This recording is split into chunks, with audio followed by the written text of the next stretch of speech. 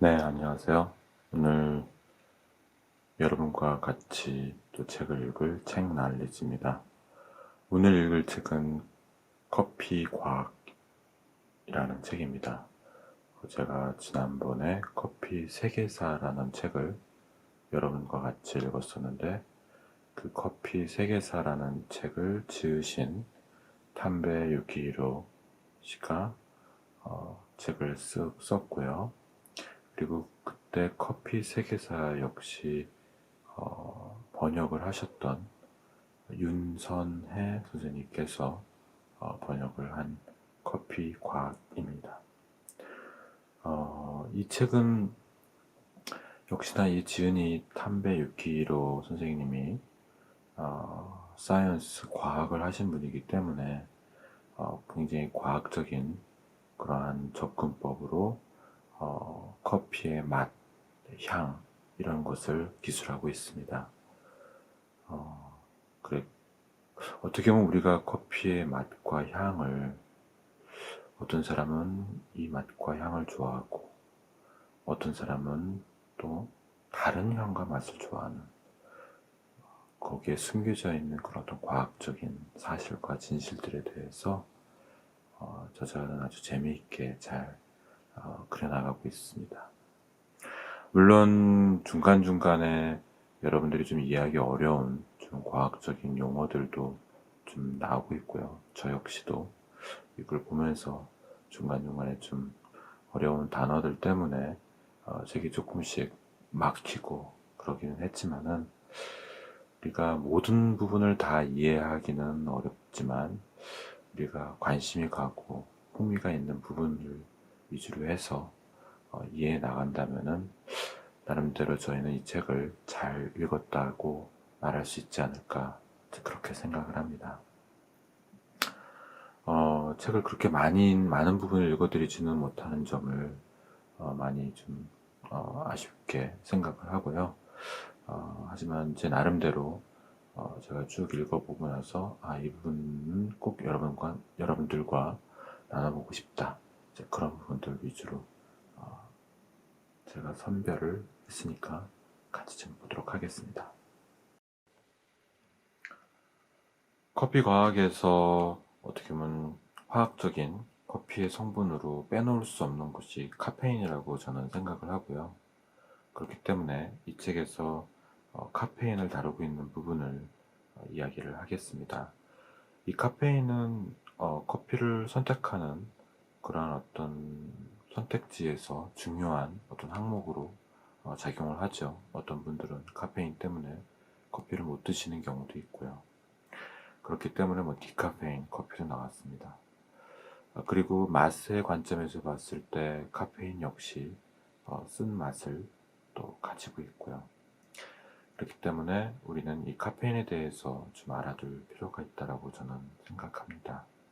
그래서 이 책의 49페이지에 나와 있는 왜 커피나무는 카페인을 만드는가 이 부분을 같이 읽어보겠습니다.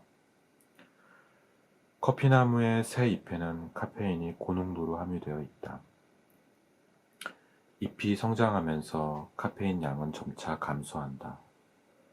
에티오피아 서남부 일부에서는 커피나무 잎을 차처럼 마시는 풍습이 있다고 한다. 아마도 그들은 새 잎을 포함한 잎차가 각성작용을 한다는 사실을 경험을 통해 깨달은 듯하다.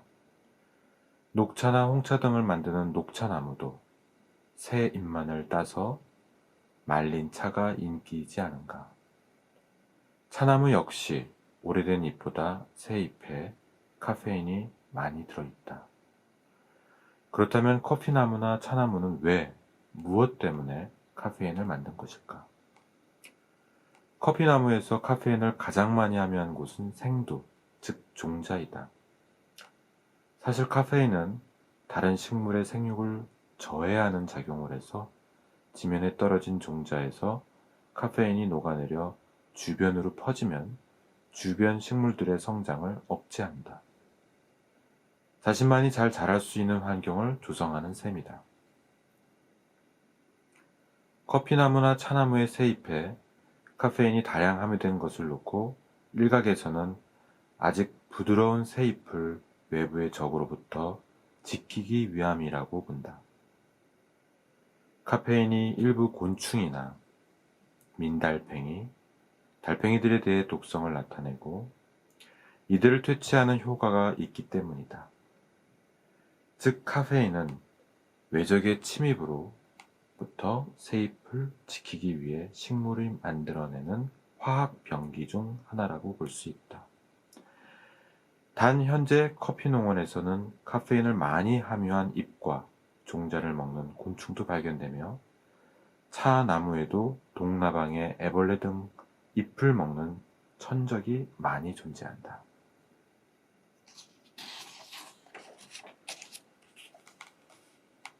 이런 곤충은 커피나무나 차나무가 카페인을 만들게 된 이후 카페인을 먹어도 살아남을 수 있도록 적응해 놓은 것으로 보인다. 이러한 천적이 증가한 지금 커피나무가 카페인을 만든 최초의 목적은 이미 상실했는지도 모른다.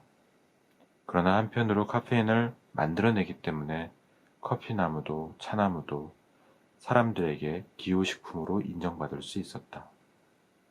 나아가 인위적으로 재배되어 전 세계에 자손을 남길 수 있으니 이 모든 게 카페인 덕이라 할 수도 있다. 산미와 신맛의 차이. 산미는 커피에서 쓴맛 다음으로 인지도가 높은 미질이다. 그러나 오래된 커피 관련 문헌에는 산미에 대한 이야기가 등장하지 않는다. 이 맛이 언제부터 언급되기 시작했는지 정확히 알 수 없지만 로부스타가 생산되기 시작한 시기와 겹치는 듯하다. 아라비카보다 쓰고 산미가 적은 커피가 등장하면서 사람들은 지금까지 쓴맛 뒤에 가려졌던 산미라는 존재를 인식하게 된 것인지 모른다.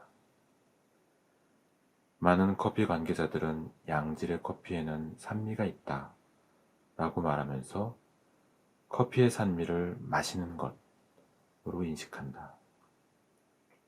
한편 신커피 싫은데 라며 고개를 가로젓는 소비자도 여전히 많다.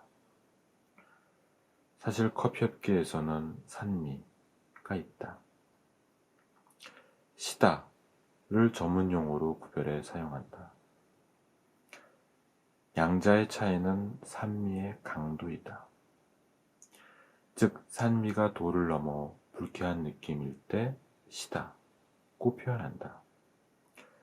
또 통상 질이 좋지 않은 생두나 배전 후 열화에 의해 나타나는 강한 산미 역시 시다 또는 시큼하다 라고 표현한다. 다만 품질상 문제가 없는 경우 강도가 다소 강하더라도 산미가 있다 라고 말하며 이를 생두의 개성 중 하나로 간주한다. 어찌되었든 적당한 산미는 커피에 산뜻한 풍미를 불어넣어 타액 분비를 촉진하고 맛 전체를 개운하게 정리시킨다. 생산지에서는 생두가 정제 도중 발효를 일으켜 불쾌한 산미를 발산하는 경우 이 결점두, 발효도를 사워빈이라고 부른다. 그러나 우리가 일상에서 만나는 신커피는 이와 다른 것으로 대부분 배전 및 추출 후의 경시열화가 주요 원인이다.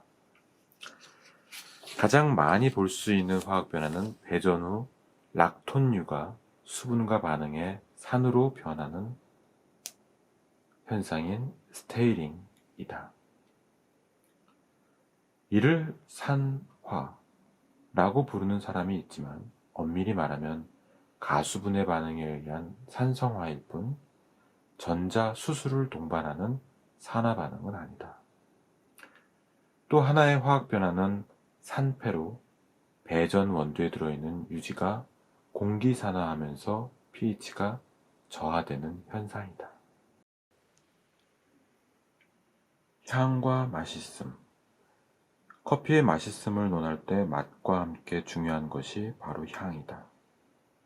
우리의 비강, 천계부에는 후세포라고 불리는 세포가 1000만 개 이상 존재한다.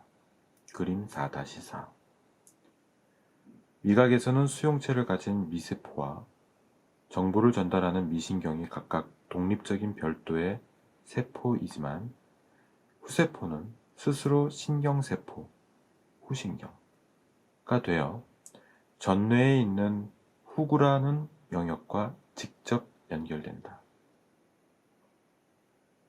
후세포의 후강 측은 선모로 되어 후점막에서 자라는데 여기에 있는 후각 수용체라는 단백질에 특정 분자가 결합하면 냄새로 감지한다.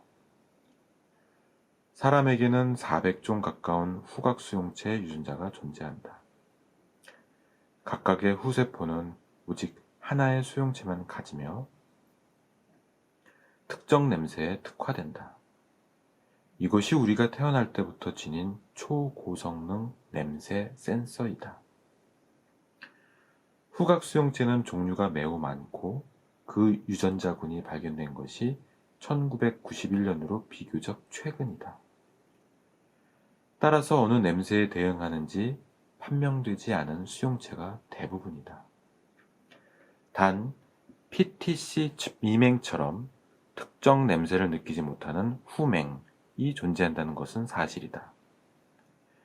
예를 들어 젖은 볏짚 같은 냄새가 나는 이소부틸 알데히드 라는 화합물의 냄새를 느끼지 못하는 사람이 36%로 대략 3명 중 1명인 것으로 밝혀졌으며 그 이외 냄새에 대해서도 평균 1에서 3%가 후맹인 것으로 알려졌다.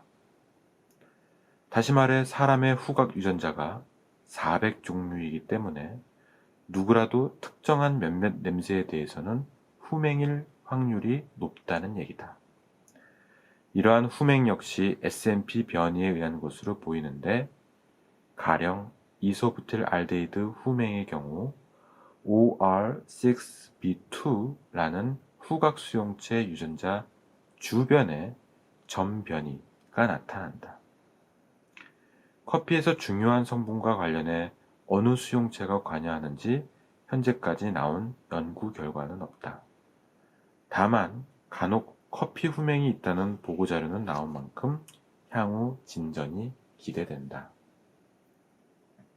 쓴맛과 산미, 각종 향기, 이들의 원천 성분을 소개했지만 사실 그 성분 대부분은 생두에 존재하지 않는다. 이들이 만들어지는 과정이 바로 배전이다. 커피 향미도, 색도 배전 없이는 결코 나오지 않는다. 게다가 향미의 품질을 절대적으로 좌우하기 때문에 대다수 프로들은 배전을 가장 중요한 공정으로 꼽는다. 이런 맥락에서 배전은 과학이라고 명쾌하게 주장하고 싶지만 전문가가 아닌 일반인에게는 배전, 로스팅 이라는 단어 자체가 익숙하지 않다. 커피 회사나 로스터리숍에서는 전용 배전기를 사용하지만 생두와 간단한 도구만 있으면 집 부엌에서도 가정 배전, 홈 로스팅을 할 수 있다. 따라서 홈 로스팅을 예로 들면서 배전에 담긴 과학을 살펴보겠다. 홈 로스팅을 해보자. 한마디로 홈 로스팅이라고 했지만 기구나 방법은 사람마다 다르고 그 과정 및 결과물도 천차만별일 것이다. 여기서는 비교적 일반적인 방법인 수망을 사용한 로스팅 방법을 소개한다.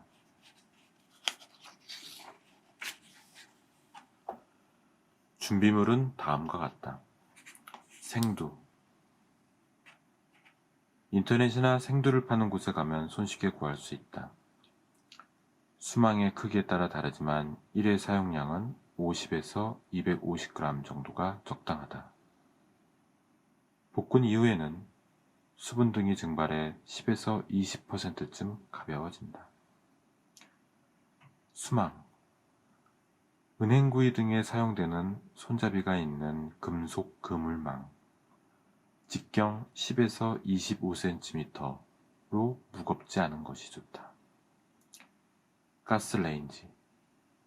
휴대용 가스레인지 등도 이용 가능하며 직화 위에서 수망을 흔들어야 하기 때문에 일반적으로 IH 조리기구는 사용할 수 없다. 또 가스레인지 중 과열 방지 장치 기능이 있는 기종은 사용할 수 없다. 부채나 선풍기. 볶은 콩을 재빨리 식힐 때 사용한다. 기타. 화상 방지용 장갑과 타이머가 있으면 편리하다. 우선 생두를 하나하나 살피며 곰팡이나 벌레 먹은 콩, 변색된 콩이 없는지 확인하고 이물질이 있다면 제거한다. 핸드피크. 쉘빈이나 피베리 등 특수한 형태거나 크기가 확연히 다른 것들도 균일하게 로스팅하기 위해서는 제거해주는 편이 좋다. 너무 크거나 너무 작은 콩들이 섞여 있으면 균일한 로스팅이 어려워질 수도 있으니 자신이 마실 커피라면 어디까지 핸드피크를 할 것인지 스스로가 결정하면 좋을 것 같다. 배전 시작. 핸드피크가 끝나면 이제 배전, 로스팅에 들어간다. 생두를 수망에 넣고 가스불을 켠다. 불꽃의 크기는 보통 요리할 때 사용하는 가스레인지 불꽃의 중간 정도. 불꽃의 크기를 사이사이 세심하게 조절하는 방법도 있지만 나는 처음부터 끝까지 중간불로 수망을 흔드는 높이만 달리하여 화력을 조절한다. 여러 방법들 중 취향에 따라 선택하면 된다. 또 실제 화력은 가스기구나 가스 종류에 따라서도 달라지므로 이제부터 언급하는 수치는 어디까지나 참고자료로 삼기 바란다. 처음부터 강한 화력으로 가열하면 표면만 타버리기 때문에 우선 생두를 데운다는 느낌으로 중간 불의 먼 불로 시작한다.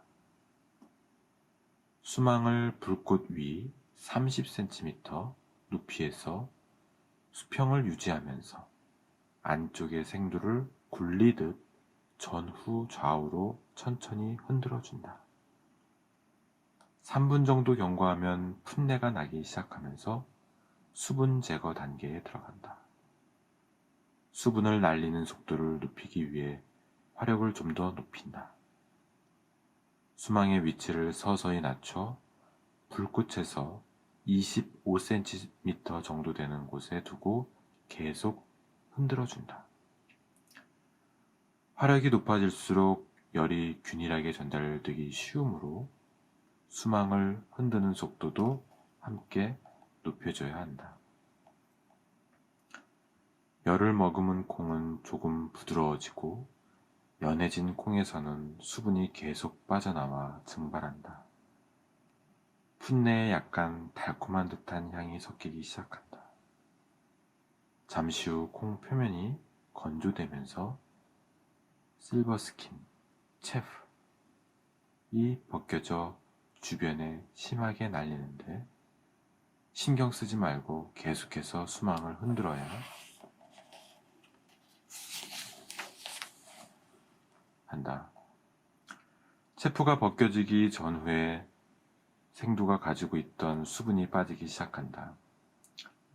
표면 수분이 먼저 증발하고 내부의 수분이 표면으로 이동해 증발하는 과정을 반복하기 때문에 콩의 심지 수분까지 잘 빠질 수 있도록 수망의 높이를 서서히 낮추면서 화력을 높여 주어야 한다. 급격하게 위치를 낮추면 표면의 수분만 빠져 겉은 타고 안은 안 익은 상태로 남는다.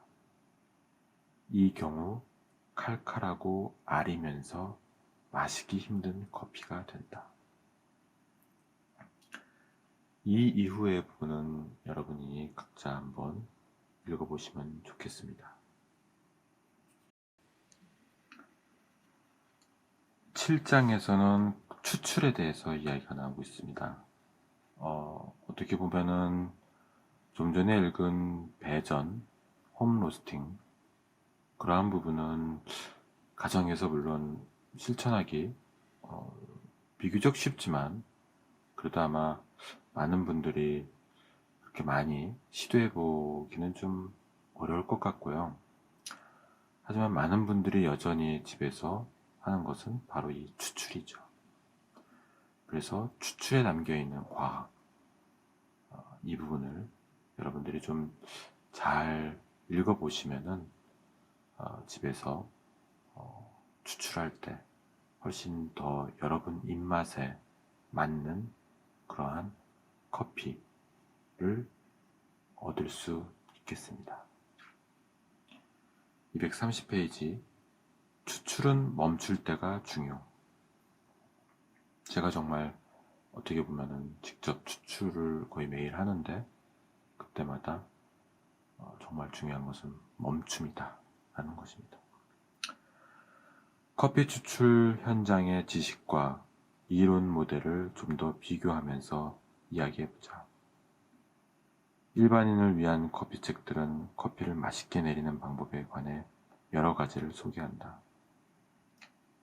가령 침지식 커피 프레스에서는 오래 추출하면 잔미가 나오기 때문에 적절한 타이밍에서 추출을 멈추는 것이 중요하다고 소개하고, 투과식 드립에서도 맛있는 성분이 먼저 나오고 이후 잔미가 흘러나온다 라는 문장이 많이 보인다. 어느 설명이든 동일하게 반복하는 내용은 추출 후반에 잔미가 나오기 때문에 적절한 타이밍에 추출을 멈추는 게 중요하다는 것이다. 이를 이론 모델에 겹쳐보면 하나의 경험치가 나온다. 침지 추출은 시간 경과에 따라, 투과 추출은 유출량이 증가함에 따라 용해되어 나오는 성분 비율이 증가한다. 이와 함께 잔미도 증가한다고 하니 그 말인즉 물에 용해되기 어려운 성분 안에 맛없는 성분이 많다는 이야기다. 물에 용해되기 어려운 성분 안에 맛없는 성분이 많다는 이야기다. 이 맛없는 성분의 정체는 과연 무엇일까?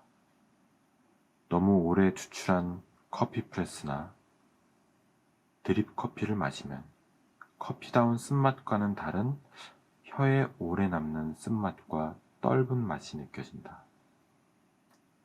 이렇게 쓰고 떫은 맛을 내면서 친유성이 높은 성분으로는 메일라드 반응 과잉으로 생성된 나쁘게 탄 성분인 커피 멜라노이딘, 에스프레소 쓴맛인 VCO가 더욱 축합된 중합물인 비닐 카테콜 폴리머 등이 있다. 4장에서 설명한 대로 친유성이 높은 물질은 타액에 의해 쉬이 씻겨 내려가지 않고 구강 내에 오래 머문다. 그것이 쓰고 떫은 맛처럼 좋지 않은 인상을 지니면 더욱 강렬하게 맛없는 맛이라고 느낄 공산이 크다. 단 어느 물질이 물에 잘 녹는지 아닌지만으로 그 물질의 맛있고 없음을 판별할 수는 없다. 참기 힘든 신맛 유기산이나 떫으면서 신카페산처럼 친수성을 지닌 맛없는 성분이 있는가 하면 아주 맛있는 친유성 성분도 커피에 함유되어 있기 때문이다. 다만 친유성을 지닌 쓰고 떫은 맛이 강렬한 맛없음을 내기 때문에 이를 가능한 녹여내지 않는 추출법이 커피를 맛있게 내리는 기본적인 기술로 알려진 듯 하다.